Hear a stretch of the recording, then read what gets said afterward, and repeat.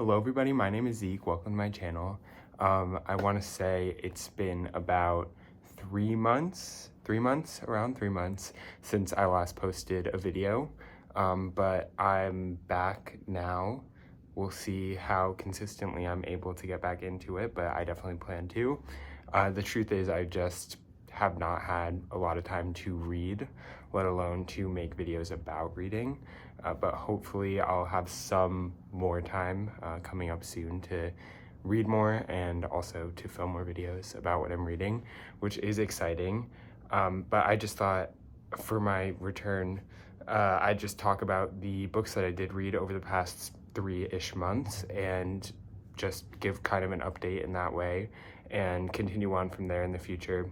And hopefully I won't have a huge 3-month gap again, but we'll try to be more consistent if I have the time. I don't think that weekly, I don't think I'm gonna end up going back to weekly. I definitely want to, and maybe I'll see if I can, but I'm not really seeing that in my future. But you know, we'll see. Who knows, maybe my schedule will suddenly clear and I'll have all the time in the world. But realistically, I'm probably gonna try to go to posting twice a month, maybe 3 times a month, just so I have more consistency and actually am putting stuff out. And I feel like what happened this time is I just, after a certain amount of time, it was easy to just forget about it and not do it at all, because I basically been reading like 2-3 books a month. So at that point it's like, oh, why am I even doing this? But I really do enjoy doing this. So I'm gonna try more in the future, and I'm not gonna worry if I haven't read a ton. I'm still gonna find things to talk about, and it'll be what it'll be. Today I'm gonna just talk about the books I've been reading. Some of these are probably not gonna be the most in-depth reviews, descriptions, because it has been quite a while for some of these. I'm starting back at literally the start of September because I never talked about the books that I read in September. And so I've 11 or 12 things to talk about, and they should I should have progressively more and more to say as we go on. But I just want to start with the first book I read in September, which was Crying in H Mart by Michelle Zauner. I'm very late to this. I think this came out end of 2021, and I've been meaning to pick it up ever since. I'm a very big fan of Michelle Zauner's band, Japanese Breakfast. Listen to their music a lot, and I just don't know why it took me so long to read this, because I think she's a very interesting person, and this is a very personal memoir. If you don't know, it's about her life and leading up to and the experience of caring for her mother as she passed away from cancer. So obviously very heavy subject matter, and it's just tackled in such an incredible way. She really explores this relationship she had with her mother, which was very complicated, but also filled with a lot of love. And seeing both the good times and obviously the awful, terrible experiences she had to deal with when caring for her mother. It's just really powerful to read. Another thing really I think this book does really well is it talks about her connecting with her culture through her relationship with her mother, which is basically the main focus of this book, other than her mother passing away. And I just think that it's handled very well, and it feels very personal, and I feel like I've really learned a lot about this artist that I had a lot of respect for already, and now I just feel like I have even more insight, and it's also just incredibly written. So I think that, I mean, obviously you should know what you're getting into, because it's not a happy book, but it's also just really good. And if you need a good memoir, yeah, this is great. So the next 2 books I'm going to talk about together because they're a series, and that is Those Who Leave and Those Who Stay by Elena Ferrante and The Story of the Lost Child by Elena Ferrante. These are the final 2 books in the Neapolitan Quartet, which is Elena Ferrante's most popular series, most popular books. And these were absolutely incredible. And I didn't mention I gave Crying in H Mart 5 stars. I gave both of these 5 stars too. So it was a really strong September. But they're just both, I don't remember exactly what happens in each one. I remember the general story arc of the whole series, because I really read the series other than the first book, which I read near the start of the year, but 2, 3, 4, I think I read in the span of like a week and a half. Was very, very into it. And this series in general, we follow the story of these two girls, Lila and Elena, and we're following them as they grow up in Italy and just their entire lives and their entire relationship together. Everything that they go through, it's not action-packed, there's action in it, but there's a lot of, you know, family and community drama. I mean, that's the driving plot of all of these books, and it takes place over a long period of time. It's from youth to adulthood, and their relationship is very complicated. It's not very nice. They're not nice to each other for the vast majority of these books, and they're quite interesting people to read about. And there's nothing quite, I've never read characters quite like this, quite as well fleshed out as these two are in this, and their relationship is. And that's what everyone says, you know, these books, the friendship depicted in these books is just so powerful to read, and there's really nothing quite like it. And it's so engaging, and I think that's something I don't hear enough about. I mean, yes, it is driven by this relationship and these friendships, but also the actual plot is fascinating, and you really end up rooting for these characters, despite many strange events and many weird choices that happen, but they're just really engaging books too, which I think is, I read the first book back in like the spring, and I enjoyed it, but I wasn't very into the actual plot. And then the second book, I kind of just let myself get used to it, and I became literally obsessed with it. The next book I don't have a ton to say about. This is All the Lovers in the Night by Mieko Kawakami. This is a pretty short book, and I don't remember a lot of the plot. There's not a lot of plot, I do know that. But we're basically following this woman who, she's very lonely. She works this job where she doesn't really have to talk to many people. And one day she meets this man, and they form a relationship where they go and get coffee together. They talk about many things, and the story progresses from there. And I don't want to say too much because it's short, and there's not like a twist at the end necessarily, but it's like, I don't want to spoil it. This book really focuses on loneliness, loneliness of everyone, regardless of their situation. It's a very sad book. It's very moody. I would say that you really feel the feelings that the characters are feeling. The atmosphere that the author builds really reflects what our main character is going through, and I think it's hard to read at some points. It feels physically depressing to read. I was reading this like on the beach at the end of summer, and it just was not really clicking in that way. So I think I probably should not have read this in that kind of scenario, and maybe I would have enjoyed it more should I have read it in the middle of winter, perhaps. I really appreciated how it tackled this topic of loneliness in such a fully fleshed out way. And the ending of this is just heart-wrenching and pretty devastating. And I would still highly recommend it. It's just for some reason I didn't completely click with it. So I would give this like 3.5, 4 stars, but I think a lot of people will really like this and have really liked this. The next thing I have to talk about is just a short story, and that's Galatea by Madeline Miller. I was never planning on picking this up ever, but because I read like Song of Achilles, I think quite a few years ago, and I liked it, but didn't wow me. But then earlier this year, I read Circe at kind of in the middle of summer, and I really enjoyed it a lot more than I expected to, because Circe is a pretty long book, and I just was not that interested going in, but it really grasped my attention. So I decided to pick up Galatea, which is her only other kind of work of literature book out. And it's a really short story that Madeline Miller does Greek mythology retellings, and it's a really short story that chronicles and retells the story of Pygmalion, in which a man creates a statue of a woman and she comes to life.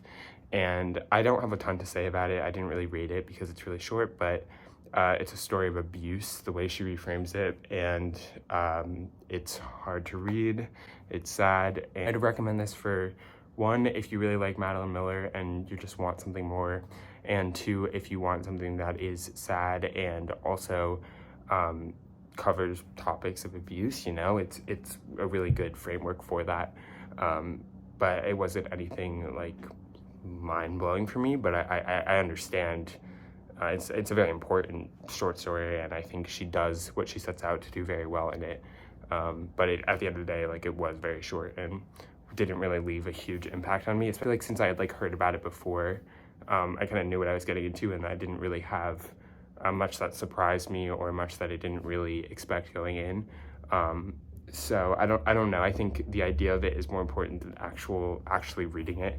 But if you want to, you know, I think you can still get a lot out of it. So the next book I read, I would say, is definitely like the most disappointing book I've read in a while, and that's If We Were Villains by M.O. Rio. I've been looking forward to reading this for a while, and I kept telling myself I was gonna wait till winter because it's a dark academia book, and I just feel like there's something about reading a book like that in the right season, right setting that makes it so much better.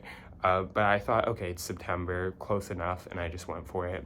And I was very, very let down. I don't read a lot of dark academia. I read The Secret History, which is the most basic in the genre that you can pick for the most part, and I love The Secret History, so I was like, this is also extremely popular. A lot of people like it, so I will go ahead and read it. And we're following this group of kids, this tight-knit group of kids, as you often see at this school setting. They're all a little crazy, all a little quirky, and they're in this really hard and intense theater program that performs Shakespeare, and they like quote Shakespeare at each other, and it just has all the right elements, but the actual plot and the actual characters was just boring to me. I think it was very predictable, and it wasn't very interesting. I don't think the characters were that interesting. I think The Secret History excels because it's just, there's something about The Secret History that this book didn't have. I don't even know if I can't completely describe it. I think a part of it is that the actual plot line is just so much more fleshed out and so much more interesting in The Secret History than this. I don't feel like a lot really happens. I feel like it takes a while to get anywhere, and I feel like the actual storyline goes exactly how you expect, basically no surprises, and is just kind of basic and boring. But I do think it does the atmosphere very well. I think the writing's fine. I just was really let down by the characters and the plot. I just didn't really enjoy it that much. That being said, I gave it like 2.5, 3 stars. I really need to I think I need to read the sequel to this book, Vita Nostra, which came out this year. That'll be like probably my next dark academia, but that is definitely much weirder. So maybe I want to go towards weirder dark academia. Maybe I'll enjoy that more, because this just kind of bored me and really let me down. Next, I have a classic. I finally read Pride and Prejudice by Jane Austen. I don't have a ton to say about it. I read it for school, and I enjoyed it. I enjoyed talking about this in a classroom setting. I think it really lends itself to it, obviously. In Pride and Prejudice, if you don't know, you follow the Bennets. They live in this area, and there's a new family moving to the area, and tons of relationships and hijinks ensue between the families, and yeah, it's Pride and Prejudice. I mean, everyone knows Pride and Prejudice. It's not something I feel like I have to explain a lot, and I feel kind of bad saying this. It didn't leave a huge impact on me. I enjoyed it while reading it. I still enjoy it now. I do want to read more Jane Austen because I think the writing in this is beautiful, and I really like the symbolism and also the setting. I think there's something about it that is so just magical to read, and like this feels like the quintessential classic, like I want to say, and it deserves all the praise it gets. I really do believe. Just didn't really connect a ton with it. It's not something I'm going to look back on and be like, oh, Pride and Prejudice, my favorite classic ever. But I definitely enjoyed it, and I mean, I'm glad I've read it at this point. I definitely want to check out more Jane Austen, but I didn't really rate this because I didn't feel like I have any authority to say anything on this book. So at this point, it was like I finished Pride and Prejudice. I was reading for school. I finished If We Were Villains in like middle of September, and then I just was not reading at all until the end of September when I finally picked up. I decided to try to get back into reading, and I picked up Play It As It Lays by Joan Didion. I've already read this. I love this book. It's insane. It's incredible. So this was a reread for me that I thought would get me back into reading. Did not work, but I did really enjoy rereading this. In this book, we follow this woman who her life is kind of falling apart. I really don't feel like this is a book that I can give a good plot description for. We're in Hollywood, we're in Las Vegas. We're following this woman and her friends, her acquaintances, and her romantic partners that she's had, and it's depressing, as many of these books that I read are, and the ending of this book is insane. One of the best, I think, thematic endings I've ever read to a book, period. I think it really wraps up the I'm being very vague here, I know. It's just such a hard book to explain without reading it, and I don't feel like there's a lot of things I can say that will really make sense unless you actually read it.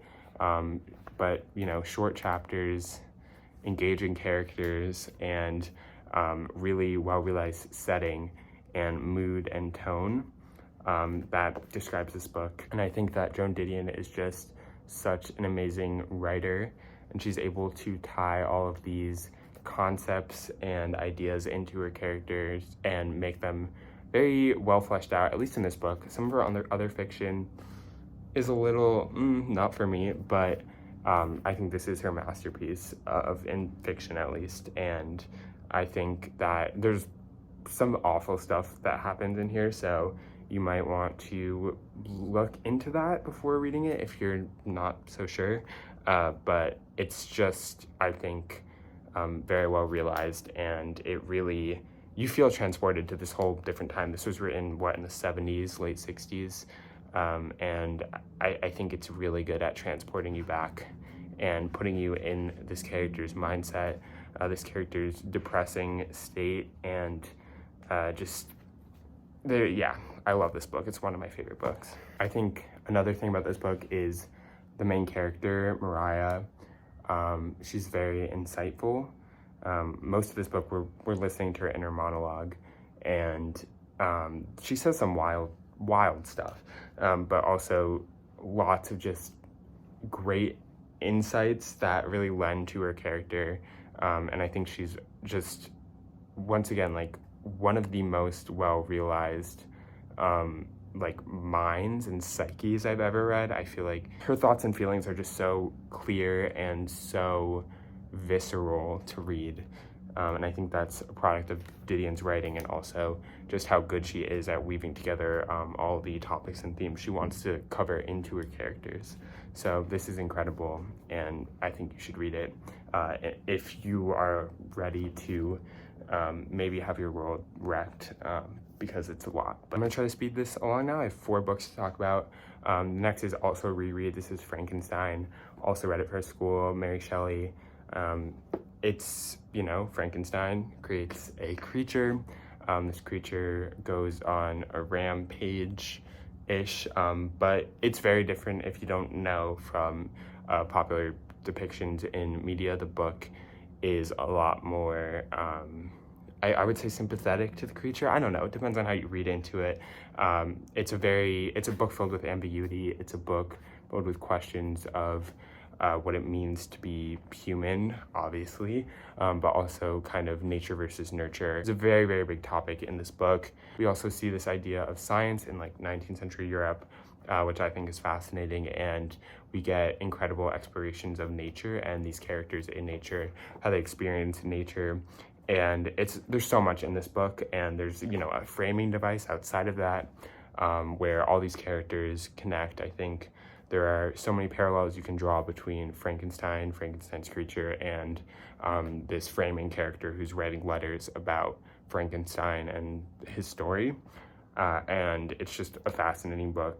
There's a lot going on, and I really enjoyed it, even more than I read it when I read it the first time. I think I was didn't really know what to expect the first time, so I was just kind of along for the ride. But now knowing the story and going back into it and reading it with a different lens, really, I just got so much out of it. And I would up this. I think I gave it like a 4-star the first time I read it, but now I'd give it like 4.5. So next, I was feeling like I really wanted to read more Elena Ferrante because I was done with Neapolitan Quartet, but I was really craving more of her incredible writing. And so I picked up The Lying Life of Adults, which is one of her newest books, maybe her newest book, very recent. And honestly, it was fine. Her characters, once again, that's the main draw, but I just was not as invested in the story. We're following this young girl as her mother and her father have kept her disconnected from the rest of their family, and the basic premise is she's like trying to connect more with her aunt, who has a strained relationship with her father. That's a really driving force in the first part of the book. But it kind of goes in a lot of directions. And, I think the topic and, the title, kind of The Lying Life of Adults, it's about how all their lives are kind of messed up and not exactly what they seem and are very complicated. And I really liked the exploration of that topic. But I think reading it only like a few months after the Neapolitan Quartet, I just was so much more invested and loved that so much more that I think it kind of diminished this book in my eyes, which probably isn't necessarily that fair. But I just think that there are a lot of similarities between setting and I'd even say character in these books. And even some of not the plot stuff that happens, but there's just a very similar feeling between the books. And so I think that really diminished my enjoyment of it, but I still enjoyed it. It just didn't leave a huge impact on me. So I give it 3 stars. Next, I read Just Kids by Patti Smith, another memoir. This chronicles Patti Smith, who's famous punk singer, poet, and artist, and her relationship with photographer Robert Mapplethorpe in the mid to late 1900s, and their friendship, their relationship, their kind of rise from just kids to who they would become. They both gained fame, and then also it's a kind of it's the whole premise of the memoir is that she's fulfilling a promise to Robert Mapplethorpe, who passed away from AIDS in the 80s, I want to say. This relationship is insane to read, but also so personal to so many people and so important to so many people. And this book is so important to so many people because of its depiction of both this relationship and also this growth into the artist that Patti Smith and Robert Mapplethorpe would become. And I really enjoyed it. As you see, I have some tabs of just stuff I liked in it. I think it was something I'd been meaning to read for a while, and it lived up to everything I expected. People worship this book, and I wouldn't say I'm like that, but I really did enjoy it, and I listened to Patti Smith's music, and so kind of having this perspective of her. We don't really talk a lot about her music in this. This is very much pre her music career, and then we get into it a little at the end.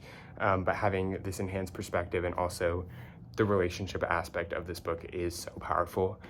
So I did really enjoy this. I gave this 4 stars, and I understand why people love it so much. I would definitely recommend it to a lot of people. Lastly, I want to talk about probably my favorite book of the year. I finished this late November, and it's the last book I read, but that's Our Share of Night by Mariana Enriquez, and I think this came out this year, which is something I didn't know because it's a paperback, and when have I ever gotten a paperback within the year that a book is released? I don't know, but also it's translated, so that might have something to do with it. I had no idea what this was going into it. I knew it was weird, speculative horror with a historical twist, and I guess that's what it is, but it's so much more than that. And plot-wise, this is gonna be hard for me to explain. But it's a cult book, I guess you could say. We're following 2 generations-ish of people.